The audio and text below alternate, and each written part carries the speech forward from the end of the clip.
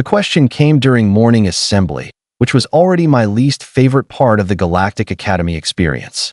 Standing in formation with 300 cadets from 60 different species, listening to Commander Vex drone on about honor and duty was about as exciting as watching paint dry in zero gravity.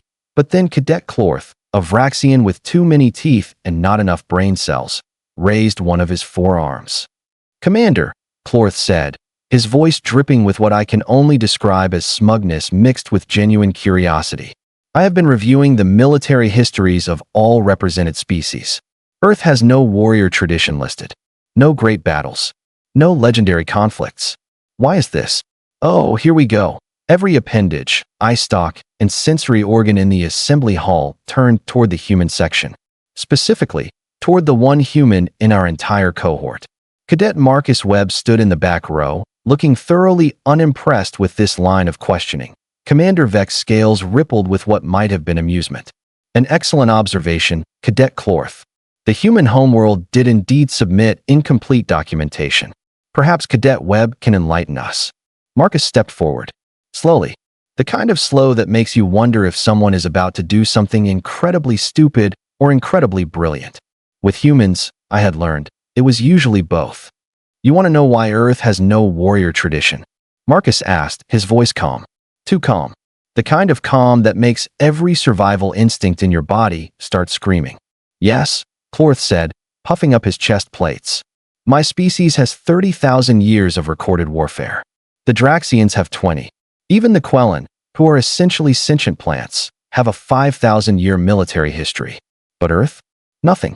It makes one wonder if humans are truly suited for the Galactic Defense Academy." Several cadets made sounds of agreement. I noticed instructor Pryll watching from the side entrance, her tentacles coiled with interest. Marcus smiled. Not a friendly smile. The kind of smile that shows teeth but promises absolutely nothing pleasant. "Earth has no warrior tradition," he said, "because we don't separate our warriors from our regular population." "Silence." "Explain," Commander Vex said. "Sure. Clorth, how many total wars has Vraxis fought in its 30,000-year history?" Clorth's chest plates inflated further. 247 major conflicts. Uh-huh. "And in those conflicts, what percentage of your population actually fought?" "Our warrior caste comprises approximately 8% of the population. Only the finest, most genetically suited individuals." "Right. Elite warriors. Trained from birth. Carefully selected." Marcus nodded slowly. "Earth had a war that lasted 6 years. Just 6. We called it the Second World War. Want to guess how many humans fought in it? Given your population at the time, perhaps 5 million? Instructor Pryll offered. "Try over 100 million. The assembly hall erupted in clicking, hissing, and various other expressions of disbelief. "Impossible," Clorth said. "That would be, what, nearly 10% of your entire species. Closer to 15% if you count support roles. And that was just one war. We have had thousands." "Thousands, Clorth. We didn't have time to develop a warrior caste because we were too busy turning farmers into soldiers, teachers into medics, factory workers into pilots." "That sounds horrifically inefficient," Commander Vex observed. "Oh, it absolutely was," Marcus agreed. "Terrible, really. Millions dead. Cities destroyed. Whole generations traumatized. You know what else it was? Effective. Because when you have a warrior caste, you know where the warriors are. They wear special armor. They carry ceremonial weapons. They announce themselves." He paused. "But when everyone is a potential warrior, when the person serving you food might have commanded a battalion, when the medic treating your wounds once called in orbital strikes, when you literally cannot tell who is dangerous and who is not, because the accountant standing next to you might have clearance to launch weapons that can crack continents." The assembly hall had gone completely quiet. "That is why Earth has no warrior tradition in your database. Because you were looking for something separate, something distinct, something you could point to and say, there, that is their warrior class." Marcus looked directly at Clorth. "You are looking at one. And that farmer's daughter, who makes the best apple pie you have ever tasted? Warrior. The old man who volunteers at the library? Warrior. The musician, the artist, the kindergarten teacher? All of them. We are all warriors when we need to be." Clorth's skin had gone from confident purple to uncertain gray. "But surely," he said, voice wavering. Surely that means you are undisciplined. Untrained. Marcus laughed. Actually laughed. You think giving weapons to an entire population and somehow surviving as a species means we are undisciplined? My friend, we had to become more disciplined. We had to develop rules of engagement so complex that multiple branches of philosophy emerged just to argue about them. We had to create laws, courts, traditions, all designed to keep people who could level cities with the right codes from actually doing it every time someone cut them off in traffic. This sounds like a nightmare, Instructor Pryll said quietly. It really was, Marcus agreed. Still is sometimes. But it also means that when someone asks Earth for warriors, he gestured to himself, then to the empty space around him, then to the assembly hall at large. You get all of us.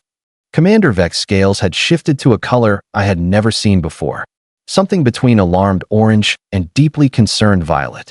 He cleared his throat, which produced a sound like gravel in a grinding machine. Cadet Webb, you are suggesting that humanity weaponized its entire population. Marcus tilted his head, considering. Weaponized is a strong word. I would say we democratized violence. Made it available to everyone, not just the special few. That is horrifying, Clorth whispered. You asked, Marcus said with a shrug. I watched this exchange from my position 3 rows back, my respiratory spiracles working overtime. I had been Marcus's bunkmate for 6 months now. 6 months of watching him struggle with our gravity simulators because Earth's gravity was apparently considered weak by galactic standards. 6 months of watching him squint at our standard lighting because human eyes were adapted for a specific yellow star. 6 months of thinking humans were kind of fragile. Honestly, I was rapidly reassessing that position. But your physical specifications, Instructor Pryll interjected, her tentacles gesturing toward Marcus. Humans are not particularly strong, not especially fast. Your senses are limited. How could you possibly develop such a, forgive the term, aggressive military structure with such limitations? Marcus grinned. This time it was genuine, and somehow that was worse. You want to know the fun part? We didn't start out as apex predators. We were prey. Slow, weak, easily killed prey.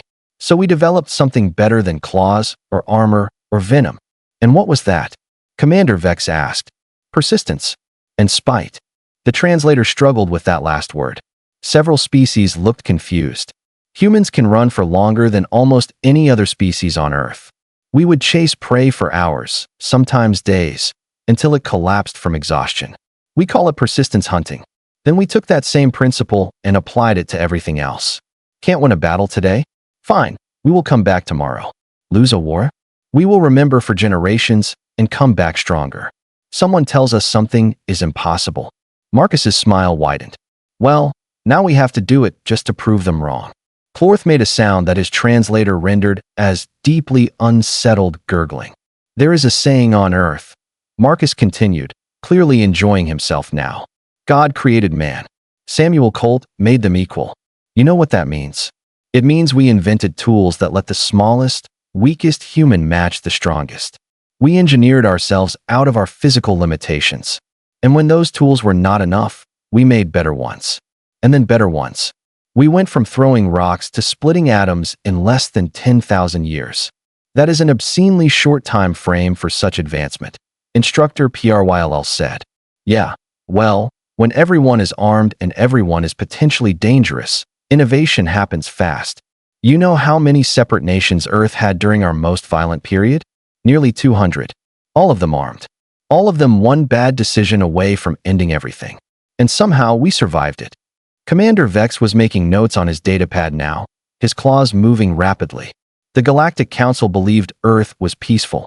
Your application emphasized cooperation and scientific achievement. Oh, we are peaceful, Marcus said. Now? Mostly. Because we learned the alternative. See, that is the thing about turning your whole population into potential warriors. Eventually, enough of them see enough war, and they decide maybe, just maybe, there are better ways to solve problems. But here is the important part. He paused for effect. We remember how. We teach the history.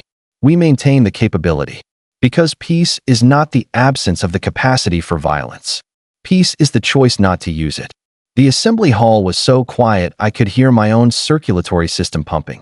Clorth had gone completely gray now. So when Earth sent you here, to the Galactic Defense Academy, they sent a random guy. Marcus finished. Literally. I was selected by lottery from qualified applicants. I am not special. I am not elite. I am not from some warrior bloodline. I am just a human who passed the basic requirements and got lucky in the selection process. Or unlucky, depending on how you look at it. The food here is terrible. Several cadets made sounds that the translators interpreted as nervous laughter. But that is the point, is it not? Instructor Pryll said slowly, her tentacles uncurling. You are saying that any human could be here. That Earth did not send its best warrior because the distinction is meaningless. Exactly, Marcus said. You want Earth's warriors? Go to Earth. Talk to literally anyone. The shopkeeper, the teacher, the engineer, the artist. They all carry the same history, the same capability, the same choice to be peaceful until they decide not to be. Commander Vex looked up from his datapad. This information will need to be reported to the Galactic Council. Sure, Marcus said. They probably should have asked before now, honestly. We filled out all the forms. It is not our fault you were looking for the wrong thing. Clorth raised a trembling arm. I would like to formally apologize for my earlier comments about Earth's suitability for the Academy. Apology accepted, Marcus said cheerfully. No hard feelings. You did not know. Now you do. He walked back to his position in formation, and I swear every cadet gave him at least 3 extra inches of space. Commander Vex cleared his throat again. Assembly dismissed. Cadet Webb, please report to my office in 1 hour. As we filed out, I caught up to Marcus. That was quite the speech, I said. He shrugged. They asked, are all humans really like that? Ready to fight if necessary? Marcus thought about it. Most of us would rather not. But yeah, if we have to, we can. That is kind of the whole point of civilization, you know? Building something worth protecting, and then being capable of protecting it. I considered this as we walked back to the dormitories, and I realized something that made my spiracles contract with concern. Earth had not sent a warrior to the Academy. They had sent a warning.